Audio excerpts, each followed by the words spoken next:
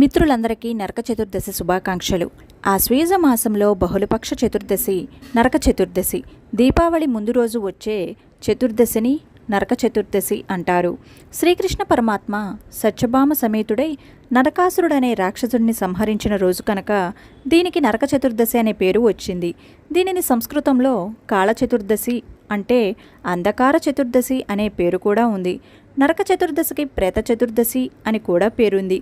అభ్యంగ స్నానం వల్ల, యమతర్పణం ఆచరించడం వల్ల మరణానంతరం నరకలోక బాధలు ఉండవని కథనం. ఆశ్వీజ బహుళ చతుర్దశిని నరక చతుర్దశి అంటారు.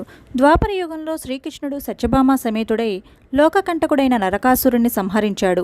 సర్వలోకాలకు దేవతలకు ఆనందాన్ని కలిగించిన ఆ రోజును జనమంతా నరక చతుర్దశిగా జరుపుకుంటారు. ఈ నరక చతుర్దశికి 2 మూల కథలు ఉన్నాయి. అందులో మొదటిది నరక చతుర్దశి ఆచరణ వెనుక ఉన్న గాథల్లో నరకాసురుడి గాథ ప్రధానమైనది.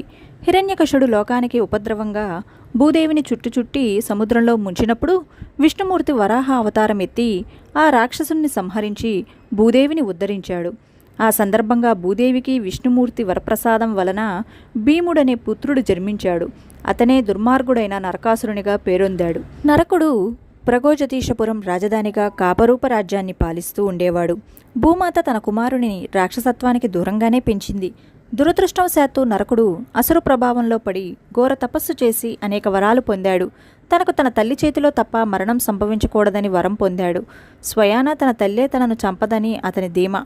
ఆ వరగర్వంతో అతను కావించిన దుష్కార్యాలు పరాకాష్ఠకు చేరి దేవతలను తీవ్ర అశాంతికి గురిచేశాయి. విష్ణుద్వేషి అయి దేవతలను హింసించసాగాడు. దేవమాత అదితి కర్ణాభరణాలను వరుణ ఛత్రాన్ని అపహరిస్తే శ్రీకృష్ణుడు ఇతని ద్వంద్వయుద్ధంలో ఓడించి వాటిని తిరిగి అదితికి అందజేశాడు. మరొకప్పుడు మదపుటేనుగు రూపంలో విశ్వకర్మ పుత్రికను చెరపట్టాడు. వీరు వారిని విచక్షణ లేకుండా గంధర్వ, దేవ, మానవ కన్యలను బలవంతంగా అపహరించి తన అంతఃపుర పంజరంలో బంధించడం ఇతనికి ఒక వ్యసనమైపోయింది.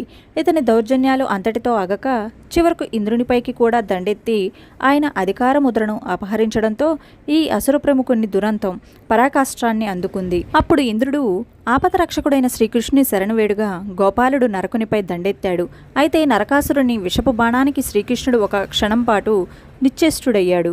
అది గమనించి ఆయనతో కూడానే ఉన్న ఆయన సతీమణి సత్యభామ ఉగ్రురాలై భయంకరమైన తన బాణాన్ని ప్రయోగించి సంహరించింది. ఆశ్వయుజ బహుళ చతుర్దశి నాడు లోకకంటకుడైన నరకుని మరణం సంభవించింది. యాదృచ్ఛికంగా నరకాసురుని మరణం సత్యభామ రూపంలో తన తల్లి భూదేవి చేతిలోనే సంభవించింది. అయితే తన పుత్రుని పేరైనా కలకాలం నిలిచి ఉండేలా చేయమని సత్యభామను ప్రార్థించడంతో ఆ రోజు నరక చతుర్దశిగా పిలువబడుతుందని వరం ప్రసాదిస్తాడు శ్రీకృష్ణుడు.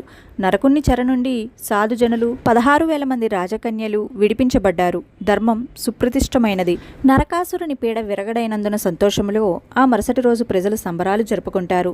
ఈ సంబరాలు జరుపుకునే రోజు అమావాస్య కావడంతో చీకటిని పారద్రోలుతూ ప్రజలు దీపాలతో తోరణాలు వెలిగించి బాణాసంచా కాల్చి వేడుక చేసుకున్నారు. కాలక్రమంలో అదే దీపావళి పర్వదినంగా మారింది. అయితే ఇప్పుడు 2వ మూల కథ గురించి కూడా తెలుసుకుందాము. ఈ చతుర్దశి యమునికి ఎంతో ఇష్టమైన రోజు.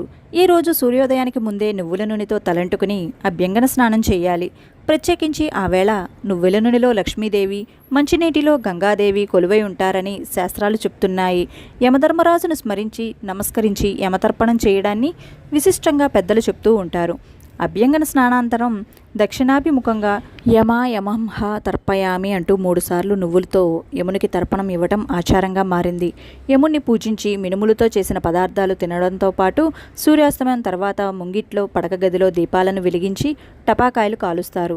ఈ చతుర్దశి రోజు సాయంత్రం ఎవరైతే దీపాలు వెలిగించి దాన ధర్మాలు చేస్తారో వారి పితృదేవతలకు నరకబాధ తొలగుతుందని భారతీయుల నమ్మకం. చతుర్దశి నాడు దీపదానం చేస్తే పితృదేవతలందరికీ స్వర్గనివాసం కలుగుతుందని మరికొందరు విశ్వసిస్తూ ఉంటారు. మరొక కథనం ప్రకారం యమలోకంలో నరక చతుర్దశి రోజున దీపాలు వెలిగించడం వల్ల పెద్దలకు ఆ దీపాలు స్వర్గానికి వెళ్లేందుకు దారి చూపుతాయని నమ్ముతారు. నరక చతుర్దశిని యమలోకం నుండి విముక్తి కల్పించే రోజుగా కూడా చెప్తారు. యమలోకంలో 84 లక్షల నరకాలు ఉంటాయట. వాటి నుంచి తప్పించుకునేందుకు ఎంతో పవిత్రమైన రోజుగా ఈ రోజును పరిగణిస్తారు. అయితే నరక చతుర్దశి ఆచారం ఏ విధంగా ఉంటుంది అంటే, నరక చతుర్దశి రోజు ప్రతి ఒక్కరూ సూర్యోదయం కంటే ముందే నిద్రలేచి తలస్నానం చేయాలి.